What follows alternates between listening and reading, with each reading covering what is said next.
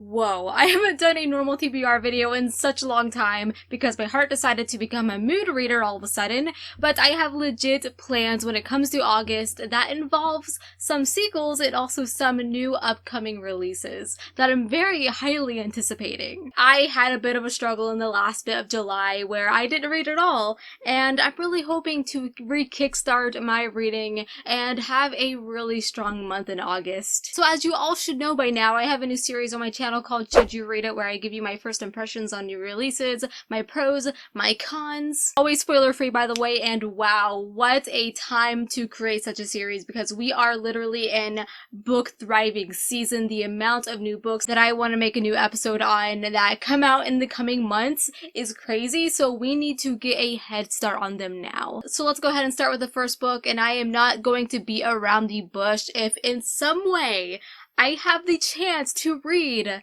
The Trouble with Peace by Joe Abercrombie in August, and I'm trying to keep my expectations very low when it comes to getting it in August because it comes out September 15th. If I somehow get it, I will devour it that day. My heart trembles. It literally quakes over this book. I need it so badly. It is my life's blood. Oh, hell yeah, I'm being dramatic. But I've had to wait over a year knowing the ending of A Little Hatred because I read that book early. I've definitely gotten gray hairs over this wait. Anyways, even though this is book 2 within the Age of Madness series, this is technically the 9th book within the First Law universe. I highly recommend starting from the very beginning with the original First Law trilogy because this series follows the children of the main characters of that series and they mention a lot of past events. If you are wanting to dive into this world, I do have a whole guide on where to start. It's a bit of an older video,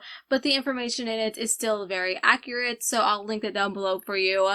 So yeah, this would be a dream to have in August, so fingers crossed. The next book that I plan to read is The Bone Shard Daughter. So this is one I'm very grateful to have on my Kindle from Orbit Books, so no worries about having to wait until September, right? I do really want to do a Should You Read It episode for this one because I know a lot of you are also very excited for it, including myself. I remember when this book was very first announced, I remember sharing it in my Instagram stories, being really hyped for it, and the cover just instantly intrigued me. It's an adult epic fantasy following 5 characters, and it's set in a world with a failing empire. It does have that very overly used daughter of a king, or in this case an emperor, storyline, but with it being adult, the authors can normally navigate it to be much more detailed and more interesting than YA. I'm not totally like saying YA does this trope awful,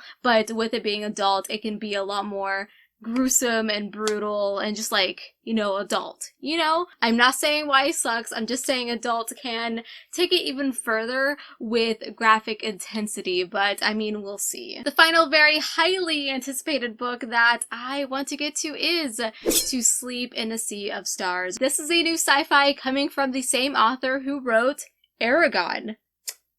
Who freaking knew? That is incredibly interesting, and what a leap from going from a cheesy middle grade dragon series to it's a pretty thick sci-fi book. This whole concept of a woman discovering an alien space station in like the outer edges of space, and then having the alien called the Soft Blade inherit her and kill the remaining members of her station.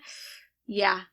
Chef's kiss. It sounds like it's going to be totally amazing and a sci-fi that's just going to melt reality all around me. It's a book that's been in the making for a really long time and I'm so ready for it. Okay, so those are 3 new releases that I am really hoping to get to in August, but like I said, Trouble with Peace is really iffy because I don't have an arc of that one yet, but the other 2 I do. Now before I go on to the sequels, there's 2 sequels I really want to get to in August, but this next book is super random, but we're kind of on the lines of sci-fi, so let's stick to that. I've been really eyeing this book lately, and it's Empire of Silence. I've been really itching to pick this one up. I'm just so in the mood for a deeply detailed sci-fi, like on the far edges of space. I don't know, I basically just want to get as far away from this real life world as possible which means space. So yeah, this is one I just really want to pick up randomly in August. We'll see if I get to it, but let's go ahead and move on to the sequels. Now, I just recently mentioned both of these sequels in my last video. Both authors have the same first name, which is hilarious, so I'm actually going to keep this section very brief because I feel like you've heard me talk about these books a lot lately. The first one I have is A Chorus of Fire by Brian D. Anderson. This is the sequel to The Bard's Blade, which came out earlier this year, and I really enjoyed it. If you're looking for a lighter fantasy adventure, I highly recommend this one. I do always say that it kind of reminds me of YA a little bit, just because of how light and easy it is. It's very nostalgic, and I want to use the word basic, but not in a negative way. It's very easy to read, and just such a great fantasy to meld into easily. It's following two main characters who live in this village that is surrounded by a magical barrier, and one day, well, a stranger comes through this magical barrier that no one knows what's outside of it, and rumor has it if you go through it, you're lost forever. Well, I mean, the stranger just shows up, so, I mean, it creates this big mystery. The next sequel I'll be getting to is Sorcery of a Queen by Brian Naslund. This is the sequel to Blood of an Exile, which is a very highly entertaining dragon fantasy, and it is pretty darn good, except for one sex scene that totally almost ruined the book for me, but I still very much enjoyed it. I ended up giving that book 4 out of 5 stars, and I'm so highly anticipating this sequel. I think it's going to be great, and it's going to open up the world even more, especially with how Blood of an Exile ended. It should be fantastic. So those are all the books that I plan to get to in August. It's a pretty short list, only 5, 6-ish books, but they're all very long, chunky fantasies, which are sci-fi as well, which I love, and I just really need to read more, because lately I have not been picking up books at all, or I'll start one and get like 20 pages into it and set it down. I've been doing the same thing with video games lately. I have so many video games started, and I have yet to finish them, but that's gonna change, man. Once summer is over, I feel like that's what it is. I'm blaming summer. I hate summer, and once summer is over, my mood will be lifted, and it'll be fall and winter, like the best months ever, and I'll be back into the reading mood. So, you thought that was the end of this video? You are wrong. We are going to be opening up the July Outcrate, which I'm a rep for. You can use my code HOLLY on your very first subscription. I highly recommend. It's a monthly book subscription box. If you're part of the bookish community, you already know all this. In fact, you probably already got a box because you're awesome. Now, this box I think is sci-fi themed, which is exciting, and I could not, for the life of me, figure out what the book was, so it's going to be a surprise. And the theme was Date with Destiny. Oh, that was pretty rad. Did you see that? First item is this tea, which is Riddle's Tea Shop Simon's Sour Cherry Scones. That's a very weird flavor. Sour cherry scones tea. Okay. I mean, I'll give it a shot, honestly. I really want to open it up and smell it. I want to do that, because I'm so curious. I can already smell that. I'm very unsure. And then we have the monthly pin, which is very sparkly and pretty. It looks like that. It very much matches my nails, which is cool. Oh, this is interesting. Oh, it's like, what are those things called? Paper clips. Hope is the only thing stronger than fear. It looks like that. It's just a little tin case. Can I even open it? Like, are you serious, Holly? You've been working out. Oh, I can't open it.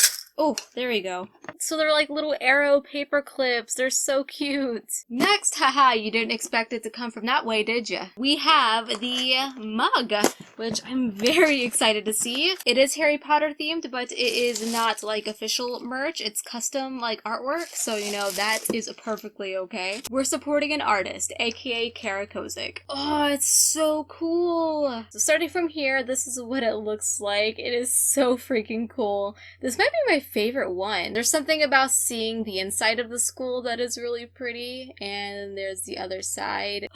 I can see the book.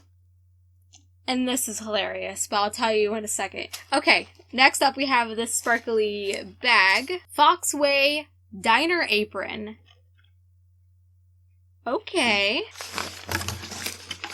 This is cool. So as you can see, it's an apron. What the heck is this? What is this from? The Raven Cycle.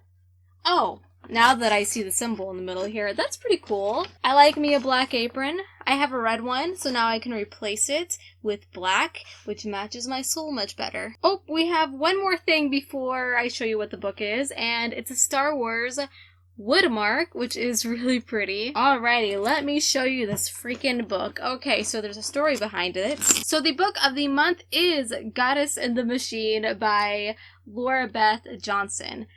Freaking beautiful cover. This is a YA sci-fi, and it has gold sprayed edges. Wow, what a freaking beauty. That's what it looks like naked. So here's the funny thing about this.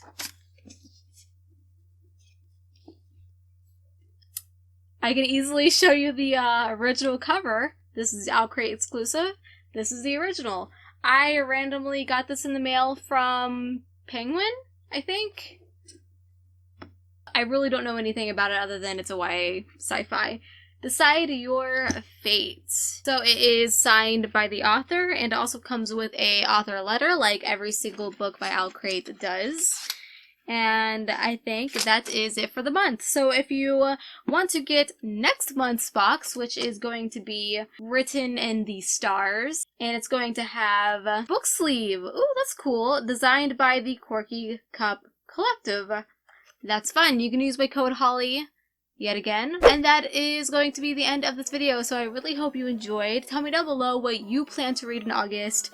Tell me if you have some ambitious plans, because honestly, I do, even though I didn't mention a whole lot of books. They are all very large. Go ahead and subscribe if you haven't already. I upload videos every single week. Follow me on Instagram at HollyHeartsBooks and on Twitter at HollyNiece. And until we meet again, happy reading.